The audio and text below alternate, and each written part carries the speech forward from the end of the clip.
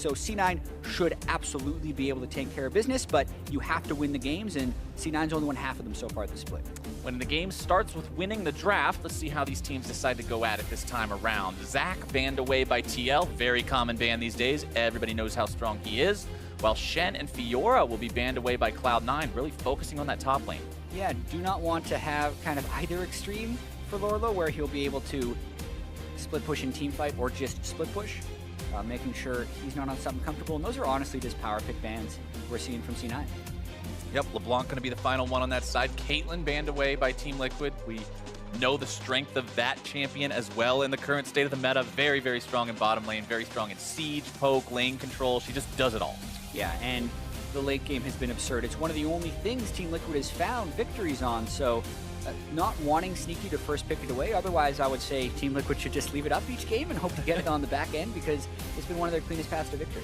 Well, with Syndra being the final ban of the first part of the banning phase, Cloud9 is going to go ahead and secure Galio for themselves as the first pick. Another really popular champion pick. It can be flexed between both solo lanes, has a lot of impact in the game. Yeah, I'd imagine we're going to see it from impact, even in metas where supportive mid laners like Lulu have been in. Jensen still hasn't played that. I don't think it's because he can't, but it's just because C9 relies on him so much to be the facilitator of their action. So this team, more than any, I would say it should be top lane, but you never know. Jensen, and Galio rather, has been played in mid lane almost more than in top lane lately. And I mean, you mentioned it, the stats on Jensen alone, how hard he's been trying to carry lately, the performances he's putting up, even if the rest of the team may be falling a bit short, that's not the kind of guy you normally put in a support position. It's absolutely true, but Team Liquid will go ahead and grab Jhin and Renekton for themselves first round. Yeah, a lot of CC there. The Jhin buffs, I think, a little bit unheralded coming into the patch 7.12 session, but we have been seeing much more Jhin. Even just a little bit of bump on his dancing grenade damage and a little bit of bump on his curtain call have gone a long way into bringing this guy back into meta, since the utility he brings to the team is still highly valuable. If you can compete with the other marksmen in damage, there's plenty of reasons to bring him. Yep, seeing him more in competitive, seeing him more in solo queue. He's just all around a more popular guy. Speaking of popular, Elise has been an ever-present force in the jungle for a couple of patches now. They're going to be locking her in on the side of Cloud9, also grabbing that Kennen. Yeah, so flex galore actually right now. Because we've seen Sneaky play Kennen in the bottom lane. Impact has also been a good Kennen in the top lane. And we know Galio can go in 3 positions. So a lot of different things C9 can do with that draft, and not really giving away that much. And this is going to make the second part of the bans really hard for Team Liquid, because they don't know exactly what roles they need to focus on. Meanwhile, they're going to lock in Rek'Sai as their final pick in the first half, making sure they secure that for the jungle, and they'll ban away Thresh. Yeah, at this point, right, you just ban away Smoothie's support pool as much as possible. Also knowing that Team Liquid is most likely going to want to last pick a mid laner, so they're going to pinch the support pool as much as possible, take the best available for whatever matchup Conquan and Piglet want to play, and then kind of go from there, would be what they have left as a strategy, since C9 has so much flexibility with their current roster picks. Cassiopeia will be the ban for Cloud9 of the remaining, the first of the remaining 2, I should say, looking towards that mid lane, as Orianna's banned away by Team Liquid. And a lot of times you do see the Orianna bans coming out in this second phase because she is one of the safest picks. Exactly. Second phase, red side, because usually you're waiting to see the final pick in the draft on red side be a mid laner, and Orianna is so good into all of the matchups that it is the best pick in those situations, and that's another thing Team Liquid has a solid ban on. Yep. What's the point of having the counter pick if they pick something that can't really be too countered? Kind of nullifies the advantage of having that red side drafting position, as Braum will be banned off by Cloud9. Yeah, Braum has been an interesting one because he's very much in meta, as Team Liquid actually go a different direction with this. Instead of waiting for a counter pick mid lane, they just throw in the Taliyah. Notice that the Cassiopeia has already been banned, as well as the Orianna. That still leaves the door open for a lot of assassin picks if Jensen wants to go with that, because I think that can still be very effective against the Taliyah. Even the Lucian is good against Taliyah, in my opinion, because it's very hard to land a seismic shove onto a Lucian. Yeah, Lucian's always got the ability to use the Relentless Pursuit, get out of that highly telegraphed ability. It's quick, it's responsive, it's exactly what you need to avoid those situations.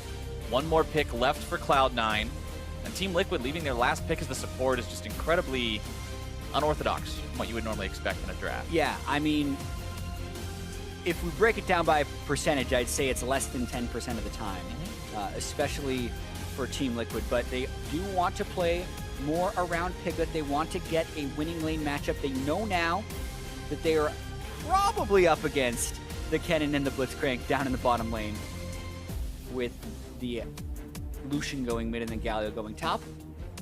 It's the assumption they can make. And that's an interesting one against Blitzcrank, because it's tough to devour someone who's just been hooked far away from you. Right, and then even if you devour somebody, if he saves his pull and pulls you back, you get a 2-for-1 on the pull special. Yes. This is... Tahm Kench has definitely seen a resurgence. You can definitely Tahm Kench someone out of Elise Cocoons and such, but I'll be very interested to see how these interactions work, if Conquan would ever be able to get a devour as a hook lands on someone, because it's not Death Sentence, it's not Thresh's hook, where it sticks and has the, basically 1.5 seconds of CC and you can just devour them out of it.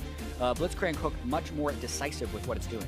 Very instantaneous in the effects the ability has, but maybe Team Liquid's plan will work out. They need to find some way, whether it's through roster changes, draft adaptations, whatever, to get themselves on track for finding some wins here in Summer Split. Currently sitting at 1-5 after the first 3 weeks of play.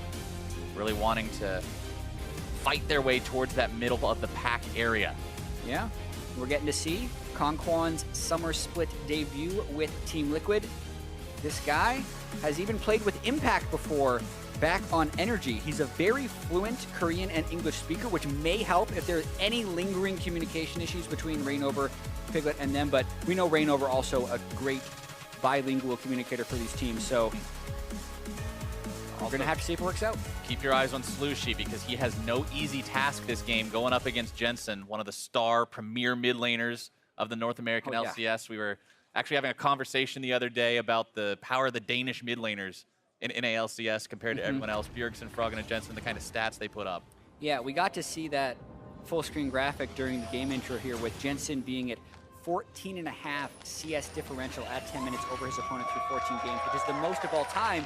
But then you have Froggen sitting down there at 12.5 as well, which is the third best of all time. And that's both happening in this split. So it ends up making all of the non-Danish mid laners CS differentials look really bad, because all of the Jensens, Froggens, and Bjergsens of the league are just dominating them. And here, Slushy coming in off the bench, essentially, having to go against Jensen, and they gave Jensen the counter pick. What are they doing to Slushy here? Yeah, they're up in this lane. They're really putting the guy in a hard spot. It's not going to be easy to work your way out of this situation, but Slushy is going to have to play the hand he was dealt, running the exhaust in mid lane this time around.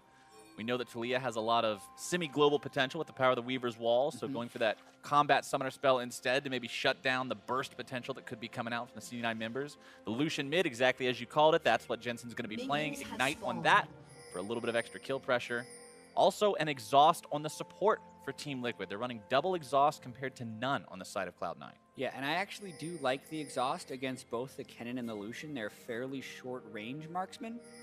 And I think they're going to get a lot of use out of those two abilities if they keep the game close. Going to be watching Smoothie as this game goes on. Blitzcrank is, for lack of a better word, such a hit-or-miss support. If he hits the pulls, he's a god. He's amazing. He's just winning the game on his own. If he misses them, he's kind of a big melee minion that stands there and walks around. Yeah, I got to talk to Smoothie earlier today about his thoughts on the support meta, because he's a guy who had such growth throughout the last split, but it was all on Karma and Lulu, and it's hard for people to notice your success in those games. Now he's in love with the current champion pool. He said, aside from Braum, who's very good, but still quite boring. Funny that they banned Braum this game, so now he's getting to make the playmaking happen. It's all a matter of stepping up now. Always is fun to make those plays that really make everybody go ooh and ah and really be impressed with what you're doing, but yeah, he's just getting warmed up. That's all he's doing, just getting the kinks out of the process early, making sure that when the time comes, he's going to be ready to land those later on. Jensen controlling mid lane, as would be expected. Lucian really, really strong in the laning phase against quite a lot of picks. Yeah, and I think it's also particularly strong against Taliyah. You can have so much threat range if he goes in, but we have to watch Rain over here on his trademark Rex side. Well, Impact has already used his dash, now going to be forced to flash away. Won't die today, but Reignover showing up there will definitely put the lane in the favor of Lorlo. Still has flash available. Yeah, Contrax is trying to camp that bottom lane at the same time. They'd have to land the hook. Oh, nice pull onto the Tahm Kench, into the chain CC, into the damage. See you later. First blood over to Contrax. He decides to go right back in onto Piglet, put a little bit of extra damage on the tail end of this one. No pull available yet. It won't bring him down, but grabbing that first blood is big for C9. Yeah, credit to Smoothie for landing that hook as well. Conquan has to be better there of either flashing the hook or dodging the hook, because when you see the Elise there and the Blitzcrank throws out the rocket grab, if that lands, you are 100% dead, knowing that your jungler just showed in the top side. So watching this one more time, the lane is pushed. Piglet and Conquan do not have wards in river. They want to get to CS, but they know they need to be careful. And here's a situation where Conquan needs to be a little bit further back, but he also needs to flash that hook. Potentially perfectly played, he would have flashed behind Piglet, and then Piglet can take a cocoon. Conquan could then be able to devour him, and they could both get away safely. That's the ideal situation, but credit to C9 for pulling off the gank and making the kill. Yep, C9 is sitting at a 1,000 gold lead now after that one. Thanks to the CS lead, they're able to build up in the middle and bottom lanes. Rainover just trying to farm things up a little bit. We know that Rainover has had some awesome plays on Rek'Sai in the past, but that was the old Rek'Sai. This is the newer version of Rek'Sai, intended to be more damage heavy, less team fight, powered, not having that big AoE knockup. Yeah, and Rainover trying to make stuff happen early. Already burned his flash in the top lane going for that gank, but now Contracts is stealing his Raptors. I mean, this is not the Rainover that I'm used to seeing on Rek'Sai. The old Rainover on Rek'Sai was so efficient with his pathing, would always have a level advantage on the other jungler, and therefore all of his ganks would work and be very efficient, because even if it's a 2v2, they would have more strength and win that 2v2. Here, he expended his flash on a very quick, low experience route. Now, he's behind the pace of the game, and Contracts is actually threatening his gank bars. Rainover's getting collapsed on. Rainover going to be forced to run away there as Smoothie makes his way towards that invade. Jensen and Contracts keeping Slushy away from the wave. 22 to 39 CS in the mid lane. That bullying going exactly the way we were expecting to see it go. I mean, Jensen is averaging a 14.5 CS differential at 10 minutes on all matchups, and being able to counter hit the Lucy and then also have this jungle control that Contracts is kind of affording him, with Rainover also burning his flash in the top lane. Like, I'm putting this lane at over-under for 25 CSD at 10 minutes for Jensen, because I'm expecting him to continue to keep pressure on. Yeah, Contract's doing a good job there with the Spider Bite and the Smite together to make sure he stole away that Raptor as well. Doing as much counter jungling as possible, keeping Rainover down. If Rainover can't participate in the mid lane, that means Jensen just gets to do as he pleases up there against Lucy.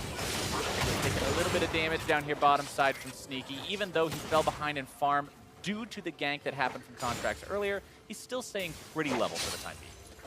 Yeah, and that's something that Piglet has always been able to do, even when he's dying a lot in lane. He's going to be able to get his farm pretty much regardless. It's just a matter of how is Team Liquid going to make plays, because you were hoping, if you're Team Liquid, that Rainover gets on Rek'Sai, a champion he's had so much historical success on, and controls the early game.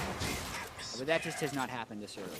Absolutely not. When you fall behind early game with a composition like this, I mean, you've got these semi-global capabilities with Tom Kench and Talia, but if you fall behind, those aren't going to be nearly as effective as if you're the one deciding the pace of the game, deciding where that action's happening. And Slushy can't leave lane. He actually hasn't even found a window to go back to base yet. They're still both on their Doran's items. He's already down 400 gold. And as a Talia, you need to have a little bit of the lane shove if you want to make a roam. And this isn't just Jensen. And these things won't actually show up in the stats book. A lot of people have this perception that Contracts camps for Jensen. But when you look at the jungle proximity stats, which is how long they spend within 2,000 units of them, he's actually below average for the NA mid laners. But what just happened there, Smoothie invaded deep with Contracts and got total coverage of the jungle where Rainover would be. That doesn't count for jungle proximity, but it does allow Jensen to exert his 1v1 will on his opponent. So it's still a team effort, but it's very well done by C9.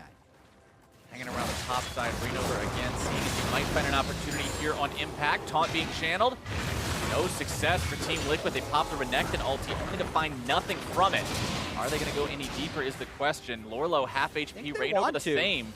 They really want to force this out. Lorlo looking to make the flash into the stun, into the knockup. More damage coming through, and Impact is out of there. Lorlo grabbing the kill. Yeah, both flashes up, and as soon as they start moving up like that, Impact needed to show a little bit more respect and just back away. Don't let them get the flash jump on you to give up that kill. And they're going to go for more right here. Contract's now in the same situation. Impact was just in. Yeah, Contract puts himself underneath that top lane tier 1. Reignover going to be taking the tower action for a while, drops it with the ulti, and they drop Contracts too. That's about as big of an outplay as you're going to get on Rek'Sai. The flash, the Contracts is going for the cocoon. You throw yourself with the ultimate, go untargetable, dodge the skill shot, and end up getting the kill. Very great sequence of events right there by Team Liquid. I do like seeing Rek'Sai players, now that the champion has been changed, to have that new ultimate. Use the ultimate to dodge away from things like that. Drop the turret aggro. Get away from a very telegraphed skill shot.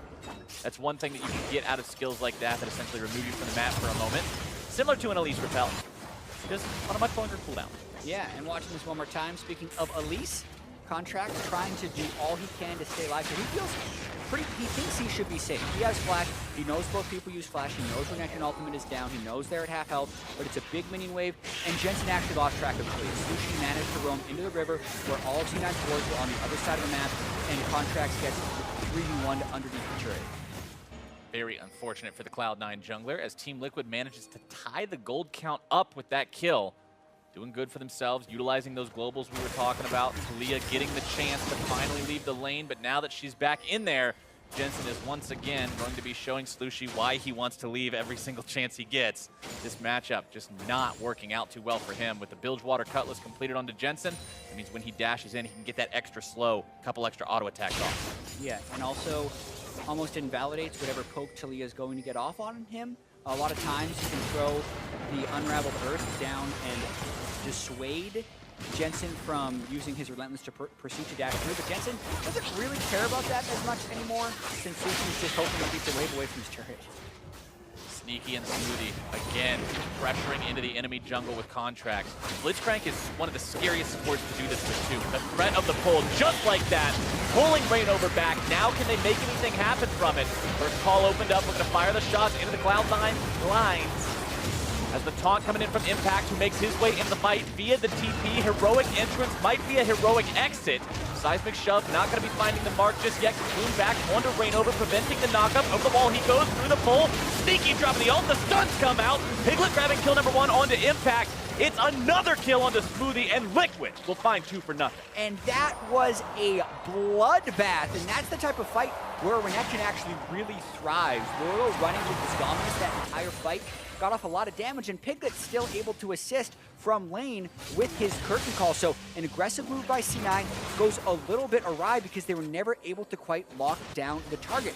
Watching this again, they initially go for Reignover, but again, he actually has a great use of his ultimate, dropping the focus, getting to the other side of Contract. That buys enough time for the teleport to come in, and C9 ends up taking pretty much every shot from Piglet's curtain call while the teleports are completing. A little bit of a misplay right there, not getting the seismic shove onto Impact, but it allows him to keep chasing, and the continuation of that play in the mid lane. Meanwhile, Slushie becomes spider food as we see the very end of that play. Jensen making the dive, and Contracts coming in from behind to make sure it happens. It's going to take Cloud9 up to their 2nd kill of the game. Still only slightly behind in gold, but this is a good omen for Team Liquid, Jad, that they're able to take these early leads at least and pose a threat to Cloud9. Yeah, they have made map plays, and they've gotten their advantage around the top side. That's where Reignover used his first flash of the game and his first gank of the game, was to try and give Lorlo a bit of an upper hand into that Galio. They repeated the gank, they sent Talia up there, and then when he teleported down, it was beneficial. Where they have not helped is here. Slushie in the mid lane doing his best to clear turrets. C9 still had ward control over that side, and they get an easy kill with the Cocoon Land. Not only do they get the kill, they blow the exhaust from Slushie as well. So that summoner spell not going to be around to prevent future aggro decisions coming out from Jensen or Contracts or anyone on Cloud9 who turns their attention towards this mid lane. Flash for flash. Jensen knows that Reignover is going to be going after him. He gets away from him. Good respect by Jensen in reading Reignover. It's always really difficult to flash those abilities. Something Impact did not do earlier on in the game, because you don't want to flash just because someone is there. In an ideal world, you still want him to flash at the same time as you, because then that flash engage from Rek'Sai threat is lowered across the entire map. Like if Reignover goes to the bottom lane now, he does not have flash, so Sneaky feels safe poking him with Q while he's taking up his wolves. While Contracts and Slushie do a little bit of a fight, nowhere to land. Contracts trying to find the kill, but can't quite do it. Takes Slushie low, but no cigar just yet. Concon wants to save him. Trying to go after Piglet here if they can. Jensen coming around from the side. Lucy and Piglet very low in this fight. Smoothie taken down, almost dead as well. Team Liquid gets everybody out. For as much as Slushie is losing in CS in his lane, he is making up for it so far with his roams. He's the one who caught Contracts during that roam. He's the one that killed Contracts over in the top lane, and he also roamed earlier before. So just going in there, getting into the jungle, sneaking around, landing the combo onto Contracts, and setting up 90% of that kill before finally picking it up after the rappel is down. And then they still had their support in that side of the jungle to go and save Piglet on whatever adventure he was having. I mean, Rainover got what? A knock-up and an auto-attack at the very end. The rest was Lucy. 2-1 and 2 on this Talia. Even though he's 50 farm down, he's had a much bigger impact on the game overall than what Jensen has done, as Rainover gets scared back by Sneaky. Bilgewater Cutlass being completed by him as well, both working towards that Blade of the Ruling King, just like his mid laner. Very effective at dealing with melee champions, kiting them away, keeping yourself alive and safe. And that's one thing that Rainover is going to have to look out for. But he is going for a tanky build. Important to point that out. A lot of times these days you're seeing Rek'Sai's build warrior enchantments, build heavier damage, because that's the way that the rework was designed to make the champion tend towards. But Rainover still wants to be that front line for his team, still wants to be that initiator, that tank. Yeah, and I think the base damage is still really high on the Rek'Sai, so he's still going to be fairly threatening with this build. It looks like he's probably going Titanic Hydra after that, so he'll get a bit of the AD ratio. It's not going to be the full tank. We're going to get to see kind of the way these builds pan out in the future. But again, Slushie on the roam, going to help secure this turret for Lorlo. Just that little appearance in the ward forces Impact to back off. And Impact is so far behind now. We discussed the Cloud9 top lane situation right now and how things just aren't looking good for either Impact or Ray. And this team hasn't been any exception to that rule. Look at the gold comparison. 1,700 up for Lorlo. Cloud9 grabs themselves an Ocean Drake, but that alone is not going to bring Impact back into this game. Exactly. Lorlo is the gold lead in this game. It's a 1,900 gold lead for the team, and as you mentioned just now, 1,700 gold lead for Lorlo over Impact. And it's going to be about utilizing that. Can they continue to keep the Rek'Sai in split-pushing situations where he can get turrets or threaten advantageous 2v2s? Because if you're thinking about late-game team fights in this matchup, the Galio ultimate is nearly a hard counter to the Rek'Sai, plus stuff like this can happen. Piglet is not going to have any chance to get away from that one. Doesn't even bother using summoner spells because he knows there's no way out. He's going to be seeing black and white for about 20 seconds. Cloud9 lays into that bottom lane tier 1 turret, looking to get themselves their first enemy objective of the game. The Ocean Drake already under their belts, but the gold from this turret will help keep this game close.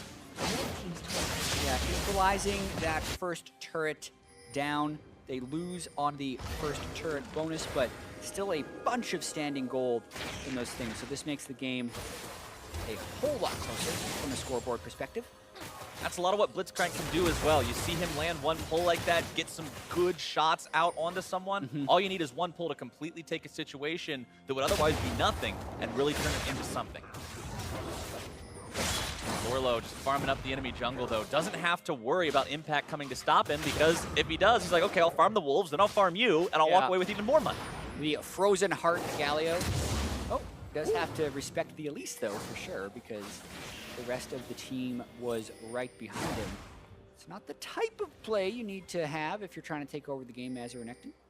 But at least he's not dead. Not dead. Still alive. Not dead. Good to flash. Always a positive.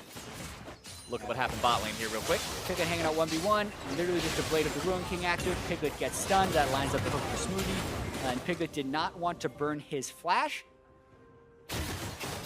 as Lorlo was willing to. And he got oh! That'd be a repeating factor, but now the kill onto Slushie in mid lane. Smoothie knows when to go for that trigger pull and finds yet another setup for his team. Yeah, Contracts landed the cocoon, and they don't even need to commit into the turret thanks to the flash blitz crank hook. And this move will put C9 ahead. Back-to-back plays by Smoothie. Disheartening for Team Liquid.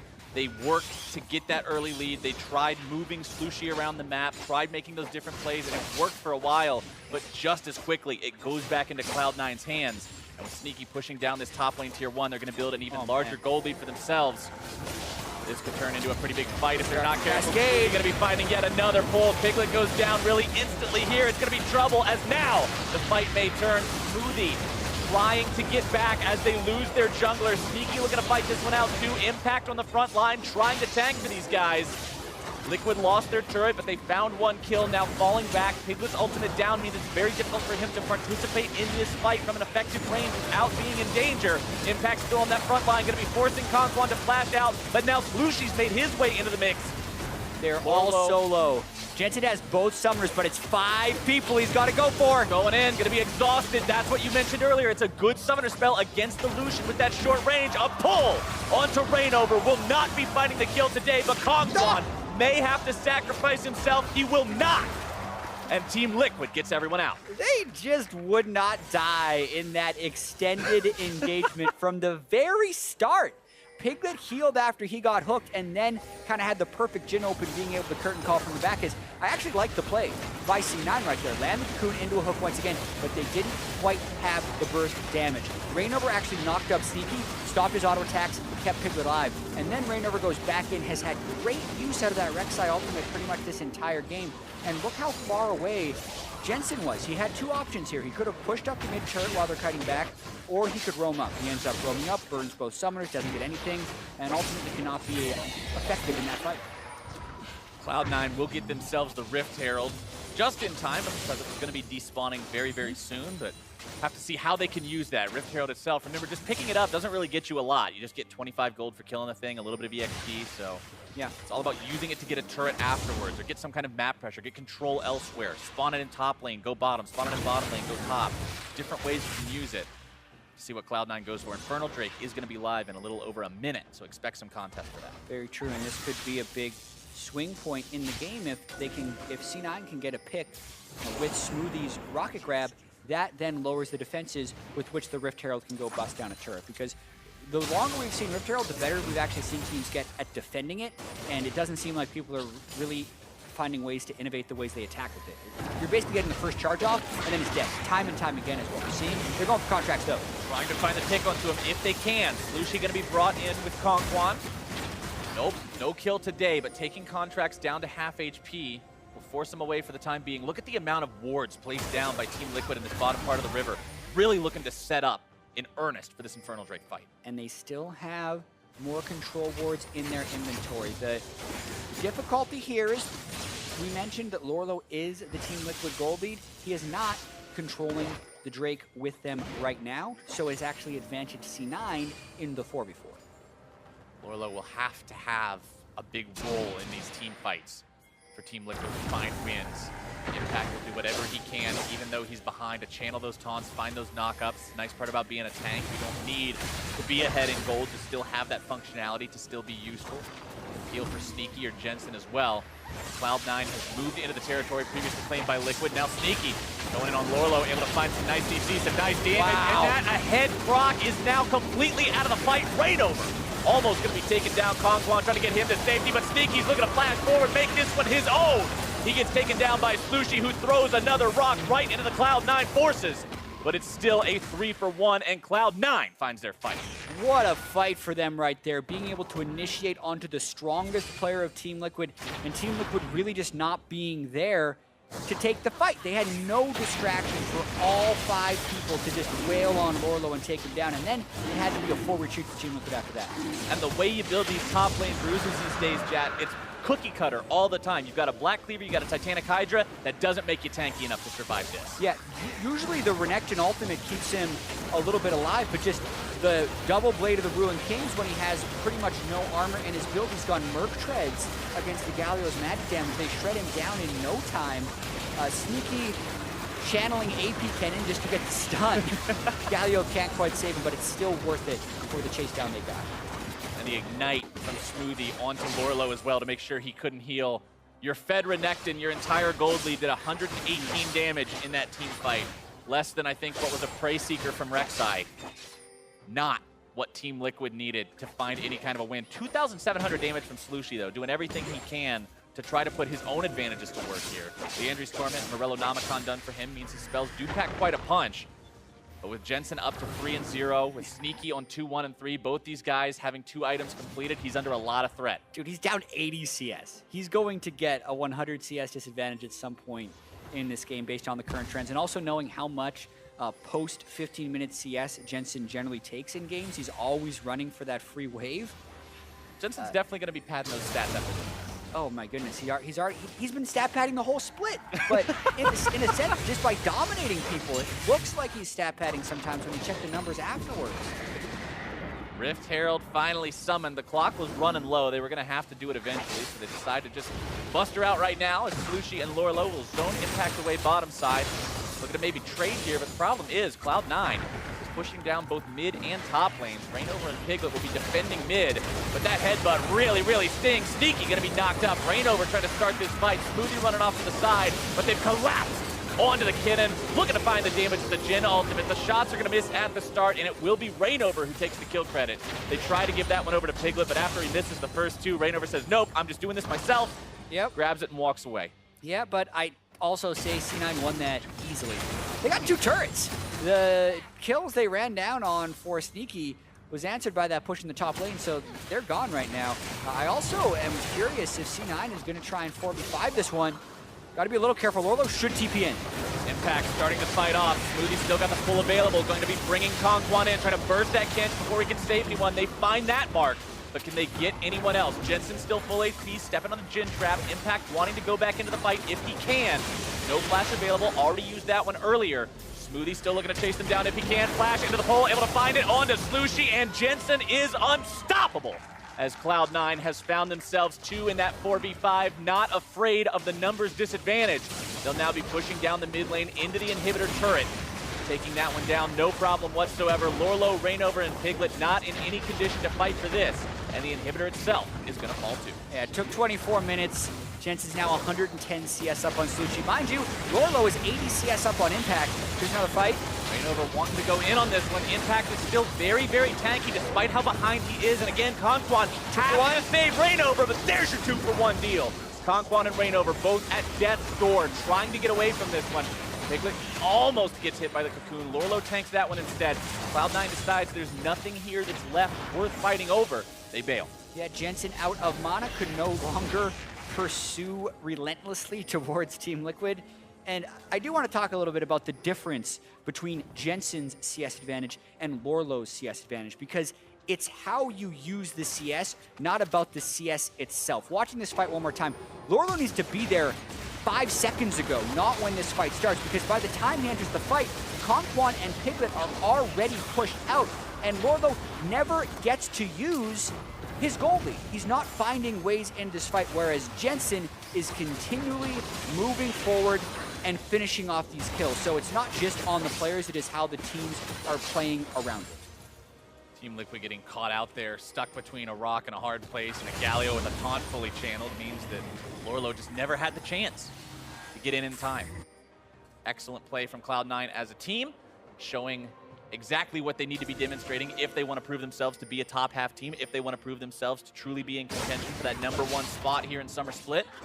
46,000 to 42,000 gold, modest lead, but not terribly modest for themselves. 4,000 still pretty scary 26 minutes into the game. Sneaky trying to get away from that Weaver's wall, barely gets himself onto the other side as Kongkwan was arriving with Rainover. Yeah, and I also want to quickly point out the strength of Galio in this particular C9 team composition, because they don't necessarily have a Galio delivery system like you often say you have, but he stuffs so much of what Team Liquid want to do in this team composition. Renekton and Rek'Sai, I would classify as divers. They're both in, and then they're in. They either kill you or they don't. So whoever they choose to go in on, that's when Impact uses Galio ult, giving them 50% damage reduction and pretty much a guaranteed knockup. So whenever Rainover and Lorlo want to go in, Impact flies in with the damage reduction and the Frozen Heart to hurt their attack speed. So no matter how far behind he is, unless Lorlo is killing him or taking turrets, Impact is actually better in team fights than the Renekton, even though he's down 2,000 gold. I mean, we've seen him play such a role so far. Every single fight, he's knocking people up into the air. He's finding taunts onto multiple Team Liquid members.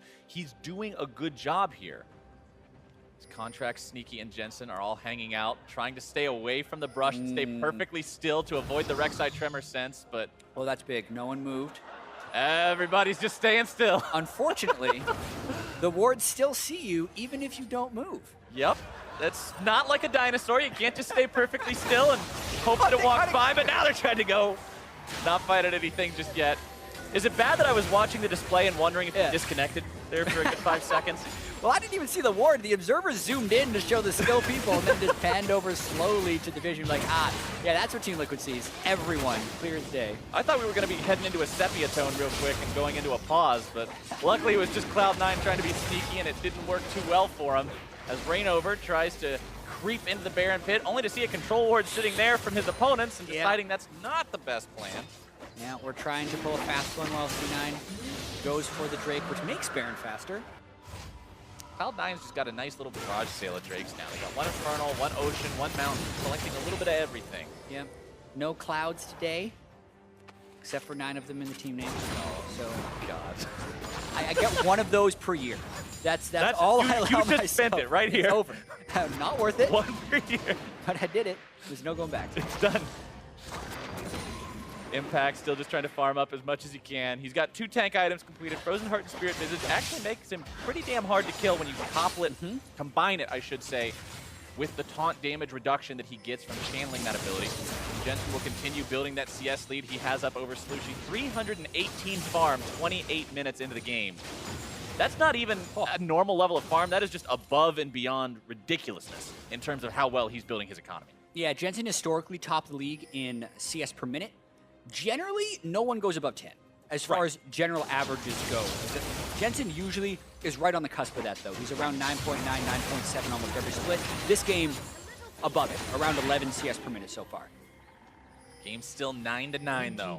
4,500 gold separating the two teams. Still very possible for Liquid to find a win in a team fight. But they really, like you mentioned earlier, Jet, have to have Lorlo in the clutch position for the entirety of it if they want a chance to walk away with the W in one of these. Yeah, and at this point, I do feel like Renekton has fallen off relatively substantially. Level 16 is big for him because the health on his ultimate actually doubles between rank 2 and rank 3. One of the few skill ups that scale multiplicatively rather than linearly in the game. But that doesn't actually do that much for Renekton since his kit still is pretty all in that sense. Cloud9 wanting to start up Baron, but not far ahead enough to really be comfortable doing that with Liquid having eyes on them and being right there. They still have their tier 1 standing here in the mid lane. 6 turrets compared to 1 in the objective count so far this game. So much of the Cloud9 lead is built on the back of those objectives, but Rainover now trying to go in on Contract. Deadly Flourish coming out, Root comes down, Contract's going to make his way out if he can, but the stun comes out and the Spider is squashed. Liquid finds their pick. Good pick, and the team played fairly well around it, but the question is, what do you do after that? Well, you open up the curtain call, fire off the tongue, Rainover coming in from behind, looking to get the knockup if he can. Instead, he's just going to be stunned up and bursted down. Impact grabbing the kill credit onto that one. Slushie gobbled up by the Kent, trying to pop the thick skin. He's the sacrificial lamb, and Jensen is dominating.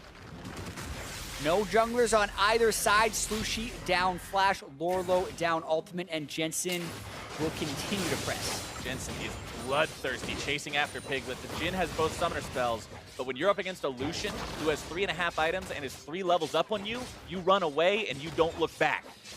Yeah, he's going off this game, that's for sure. Sub out the mid laner against best mid laner in the league, and he will make you pay. Impact caught out a little bit here, but he's just so tanky. The 4th shot from Piglet doesn't even put that much of a dent in. No, I mean, no Last Whisper or Void Staff. So all the resistances that Impact has built up right now, there's nothing working against that. The 240 armor is making him deal about 1/4 of his normal damage against him.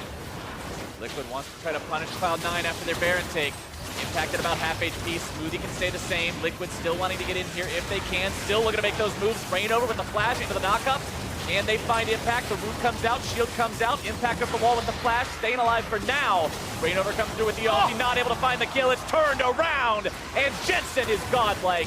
Smoothie getting the pull over the wall. They're going to bring Lorlo right back in. And he is a pair of alligator boots. Team Liquid loses 2. And this game going from bad to worse. You can see the interactions of the team compositions and the communication from C9 of when to turn it around. As they were retreating, Sneaky was cut off, so he had to run toward the top side of the lane. So you're kind of thinking they're going to turn it around at any moment. We're going to get to see this one more time as the Tom Kench joins the fight. But you can see Sneaky ends up actually going off around the top side. So you kind of want C9 to turn this around because you think they're so far ahead, but they don't because Sneaky's not there. Impact does his best to zone, gets the large curve to the Colossus shield, but then when Rainover goes in, they actually say to turn it around. Sneaky was trying to sneak off with a recall, decides to come back in. At this point, another clutch hook. Doesn't matter who Smoothie hits because the fight is turning. He also gets the shield when he lands the CC, and another double kill picked up for Jensen. That just means the momentum continues to fall into Cloud9's lap as they'll push now towards this bottom lane. Remember, mid lane inhibitor is already in ruins. Bottom lane will now be in a similar situation. Team Liquid just can't do anything to defend a base that's quickly falling to pieces. Cloud9, 5 men strong, Baron buffed up, pushing towards the Nexus, wanting to end game 1. Nexus turret number 1 already down. Impact channeling that taunt, threatening anyone from Liquid that may look to come forward. Slushy caught out, bursted down. Rainover going to be second, airborne. Gobbled up, but I don't know if he's getting away anytime soon. They both fall, 2 dead, 3 dead on the side of Liquid. A double kill for Sneaky as Lorlo goes down, throws a double kill to the way of Jensen, and Cloud9 will take down Team Liquid in game number 1. Yeah, once they were scaling up, you could really just see that team composition take work. Trying to get the Piglets, giving them one. Trying to bait him into the fountain laser, it's not going to be good enough. Cloud9, victory, game number 1. Yeah, huge games. Particularly, I would say, from Smoothie and from Jensen. Smoothie started the majority of those fights or turned them around at just the right moment with Blitzcrank, 14 out of 17 kill participations. But then Jensen, man, 120 CS up, pretty much from 22 minutes onward, and also 15 of the 17 kills for the team. So It wasn't like he was just off farming. He was farming and killing the champion, so great game. Yeah, we were comparing Jensen's performance to Slushy's performance early on in the game, saying, man, Slushy's been all over the map. He's getting Team Liquid off to a good start. Jensen was 0-0-1 when Slushy was 2-1-2. And then all of a sudden, Jensen's like, okay, I'm done farming. Now the game starts. And he just put so much damage out throughout the course of all those fights. Yeah, once he got Blade of the Ruin King and Black Cleaver, he really just turned on. Did lead the team in damage, but Sneaky was pretty close on that one. 27,000 damage from Jensen, but mainly it was the CS and the lane dominance he had once they started cascading those turrets down. And you mentioned it, it was a lot about the team composition as well. Between the enemy Renekton falling off, the big advantage for Team Liquid, we mentioned time and again, was Lorlo's advantage over Impact. But as the game goes on, you mentioned how effective Impact's job was at keeping Cloud9 going, and Lorlo just couldn't do anything. Lorlo could not get into those fights, and part of it is because the rest of C9 was still pretty ahead, and another part of it was they were just never finding the right fights. Looking at the draft, like, it's not particularly disastrous for Team Liquid, but I still like C9's draft more, mainly because the Tom Kench Blitzcrank like switch around where they early picked the Taliyah didn't make any sense to me from Team Liquid. I would have rather they waited for the counter pick for the guy they're subbing in, and then Rainover would have needed to take that game over early on in the game, but was never really able to get a snowball going. And then once you saw the team fights happen, the Rek'Sai Renekton could not deal with the Kennen Galio team fight. Yeah, a good example of those fights that we're talking about. 21 minutes in, Cloud9, a 3-for-1 here in the mid lane. Yeah, and this is one where it is them just picking off Lorlo. This is the front line for Team Liquid, so they needed to snowball before that point for the most part. No damage done by the Rek'Sai or the Renekton in this fight, and everyone else on C9 is just able to free hit, but even at the end, Impact acts as a frontline damage soak, even from the back, because he made it so it takes much longer for Sneaky to finish him off. And you got to see that gold lead. Once he got going, there was no stopping it. Yeah, just a little red puddle in that gold difference over time for the brief moments where Team Liquid were able to find themselves a lead. But as soon as they lost that lead, man, it just went straight up to Cloud9. Exactly. Team Liquid, even though they're 1-5, have been able to make plays at times, but it's about stringing the plays together into a cohesive game. That's where they've been lacking. And that's what Cloud9 demonstrated they were able to do. That's what a good team can do, and that's what they're going to need to do in game number 2. We'll see if Team Liquid can even up the score when we come back for that game number 2 against Cloud9 as we go to the break.